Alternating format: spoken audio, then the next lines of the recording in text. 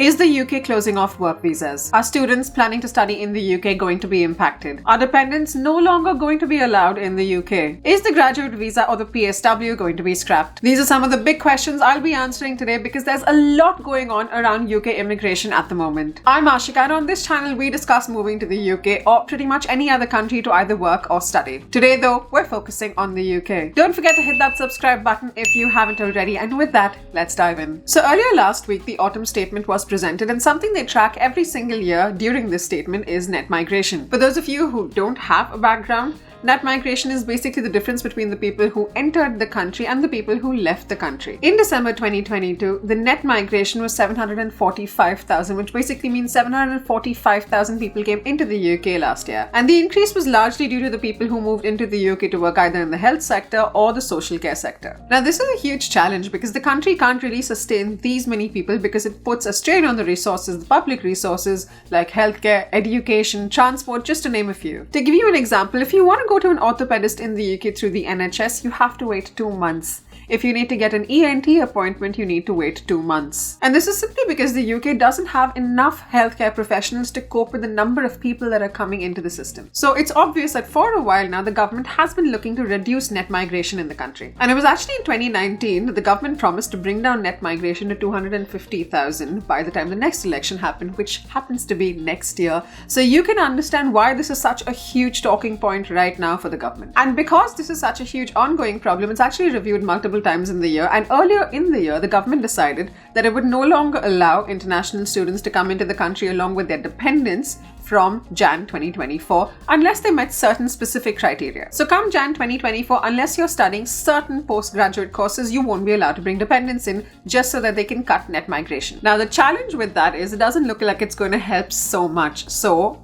they have a problem. In the past few days, a lot of plans were released which showed that the government was looking at drastically cutting down net migration, and there were mainly 4 ways in which they were looking at doing this, 4 highlighted ways. The first measure discussed was further curbs on dependents that new arrivals can bring with them. What does this mean and how does it impact you? Well, international students have already been informed that they will no longer be allowed to bring along dependents with them. So this obviously then means that they're going to now possibly target other visa holders and not just students. Which means that going forward, either all visa holders or some categories of visa holders may not be able to apply for dependent visas coming along with them. Or it could mean that the criteria for bringing along dependents for work visas might change. The only thing you should keep in mind is that all of these changes take time, because the last time they made this announcement it was around July, and they said that the new visa changes would take place only after Jan 2024. So that was more like 6 months. So hopefully if they are going to make changes this time around, especially where the dependent visas are concerned, you will get a lot of time to prep for it.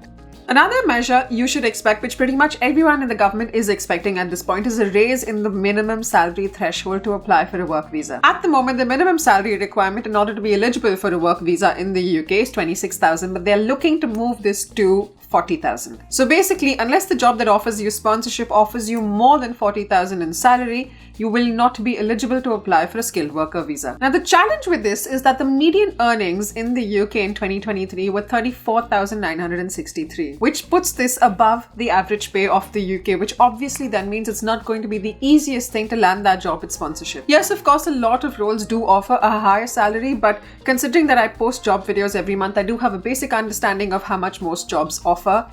Trust me when I say this, it's going to impact a lot of jobs that currently offer sponsorship. And this basically means 3 things. Let's take the example of a tandoor chef, because I've seen this role in the past and it does often offer sponsorship as well. Now, either employers who used to earlier hire from outside the UK will just stop hiring from outside the UK and instead look at people who are within the UK. So that's either British people of Asian descent or Asian immigrants, or people who are on a dependent visa, people who want to do a second job. Or what they'll do is they'll train their existing employees to take up these roles as well, without necessarily looking at their backgrounds. Or the employer will be forced to offer a higher salary for this role. But here's the thing. While for tech, for instance, employers might be a little willing to offer higher salaries just so that they can meet these thresholds, when it comes to certain roles, like chefs for instance, they might not be as flexible. So it's really going to boil down to how much value they believe you're going to add to this role if they are going to offer you this extra salary just so that you can get sponsored. It could also mean that employers will no longer actively look for people with less experience or no experience to hire and offer sponsorship,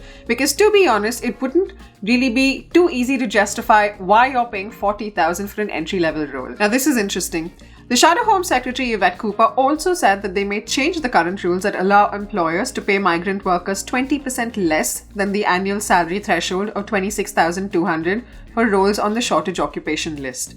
So while earlier, if your role fell on the shortage occupation list, you could have been paid less so that you can get sponsorship, they may scrap that as well. Now, the only downside for the government over here is that a lot of people who come to the UK as dependents and people who otherwise also come to the UK end up working in the healthcare sector or as social care workers. And now, with these restrictions being tightened, it means lesser people are going to work for the healthcare sector, which then again means longer waiting times with the NHS. So the government really needs to tread very carefully here. The third change being proposed is scrapping the graduate visa. The graduate visa, or the PSW, allows international students studying in the UK to live and work in the UK for 2 years after they have graduated without any challenge. But Suella Braverman, and you all know Suella Braverman, had earlier proposed scrapping this and changing it to 4 months instead of 2 years. Now, the reason they say this is because international students in the UK form a pretty big chunk of all the people who are coming into the UK. And you can see that over here. Now, the challenge with that is while students are studying in the UK, they typically tend to do low-income jobs because they're doing it as a second job or a first job along with their studies, right? The challenge is that a lot of these students then also go on to do not necessarily very high income roles after they've graduated. So the problem for the government is that the students aren't contributing to the economy as much as they would like, which is why they're probably considering 4 months instead of 2 years, because in their opinion, if you're a really good student and a really good candidate, you would land a job in 4 months, and that job would ideally be a job which is going to benefit the economy in a large way. And that's probably what they're looking to do, retain really good students only. While this isn't confirmed either, it's really something for you to keep in mind, especially if you're planning on studying in the UK in the short term coming ahead. And the next change being discussed is prioritizing certain universities. Prioritizing applicants to the Russell Group universities, to be specific. The Russell Group's 24 members are world-class research-intensive universities. Russell Group universities have a huge social, economic and cultural impact locally across the UK and across the globe, and they inject nearly 87 billion into the national economy every year, which is exactly why the government favours them. Now, with this, the government would honestly intend to focus on students who are very serious about studying in the UK and who would contribute positively towards the growth of the economy because they're students of high caliber and help the UK grow. Now, in an interview, a number 10 spokesperson said that the government would leave no stone unturned in bringing down the figure and said net migration remains far too high. That's why we're taking action to bring it down. This is what the British public expect. And so by all accounts, I think we should expect some not so good and some hopefully good updates on immigration very shortly. So what can you do? Honestly, it's really tricky. See, if you're a working professional and if you're already in talks with an employer and you plan on bringing your family here, I'd say hurry up and apply as fast as you can. If you're still in the process of looking for jobs that offer sponsorship, please check if the roles offer more than 40,000 or not. Because while that rule hasn't come into place right now, anything might happen over the next few months. So you'd honestly want to just watch out for that. If you are a student planning on studying in the UK and that graduate visa is really important to you, I'd say hold off before you apply, especially if either no graduate visa or a reduced graduate visa are deal breakers for you.